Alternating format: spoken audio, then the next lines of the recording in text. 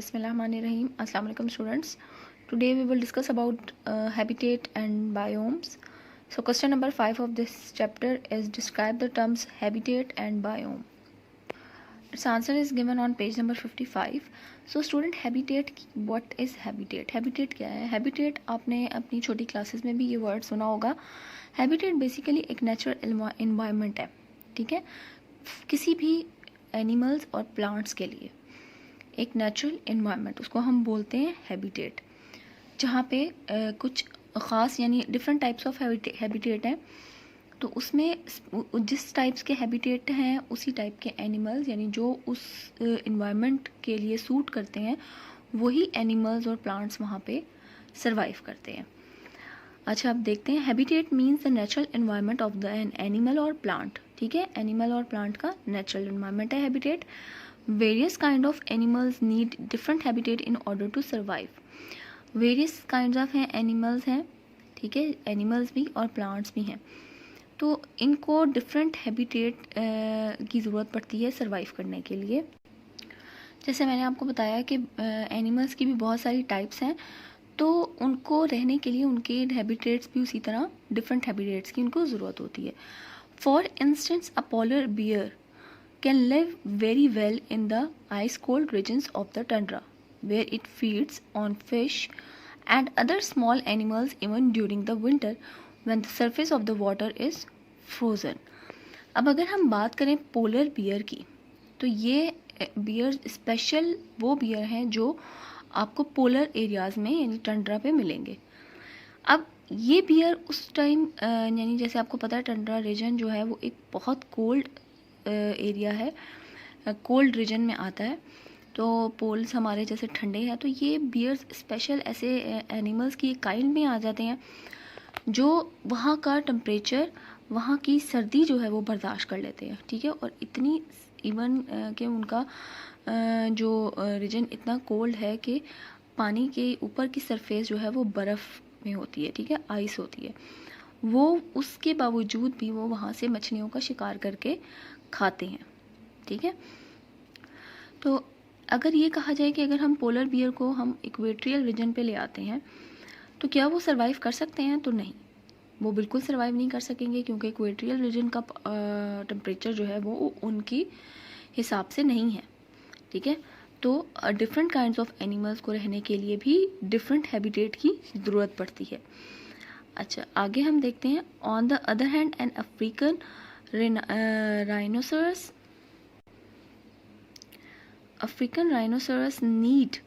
needs the savanna climate in order to survive because that is its habitat. इसी तरह African rhinoceros है, ये भी एक टाइप ऑफ एनिमल है, काइंड्स है एनिमल की. इसको अगर हुआ तो मैं आपको उसकी पिक शेयर कर दूंगी. तो ये अफ्रीकन राइनोसरस जो है ये सवाना टाइप क्लाइमेट में रहने का आदी होता है, ठीक है. सवाना क्लाइमेट, अब कौन सा क्लाइमेटिक रीजन है? सवाना क्लाइमेटिक रीजन ऐसा रीजन है जहाँ पे बारिश जो है वो बहुत कम होती है, ठीक है, बारिश कम होती है, तो कह लो ऑलमोस्ट थोड़ा सा गर्म और ड्राई एरिया, ड्राई पार्ट इसका ड्राई या कह लो क्लाइमेट इसका ड्राई होता है और थोड़ा सा हॉट होता है. सवाना क्लाइमेटिक रीजन में जो बारिशें होती हैं वो ज़्यादातर ऐसे होती हैं कि गर्मी की तरफ जैसे सीज़न आए, ठीक है, कोल्ड टू वार्म हो तो बारिशें होती हैं, और अगर हॉट टू कोल्ड हो तो वो ड्राई पीरियड होता है, और इस ड्राई पीरियड में बारिशें भी कम होती हैं.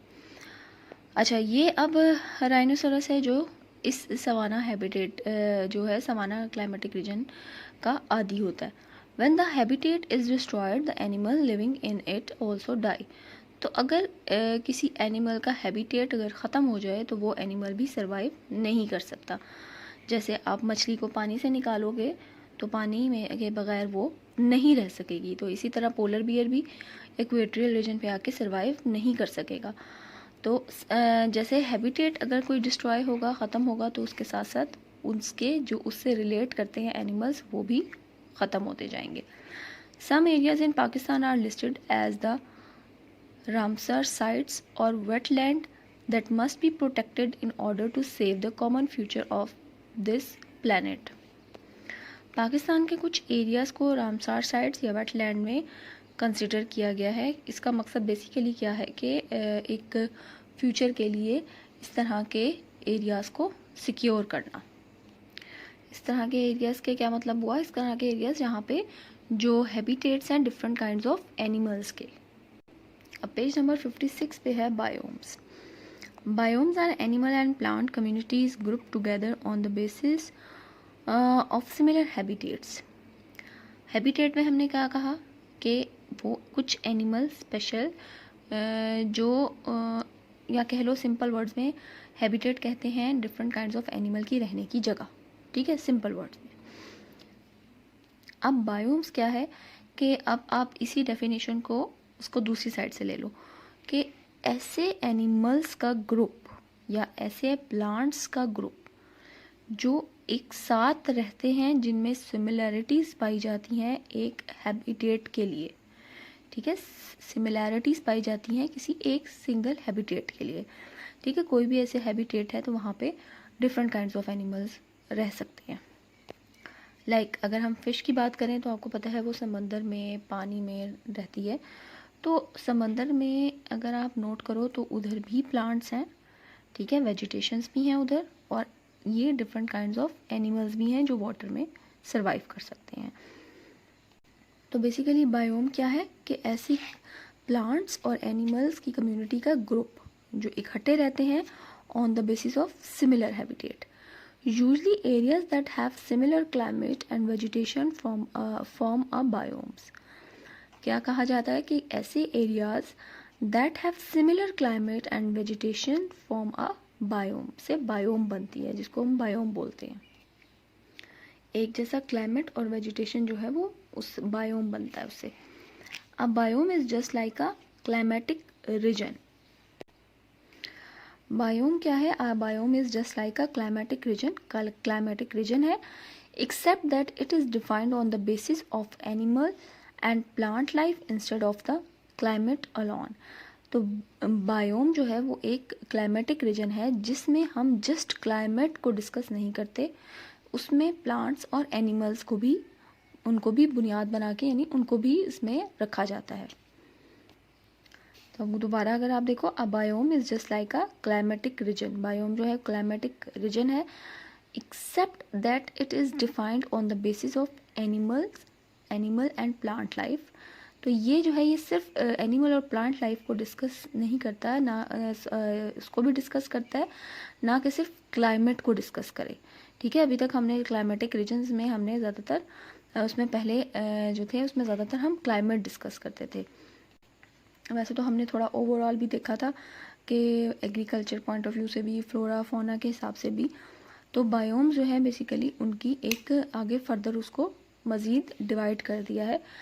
Are planet is usually divided into 12 biomes. 12 biomes में हमारे प्लानट को डिवाइड किया गया है।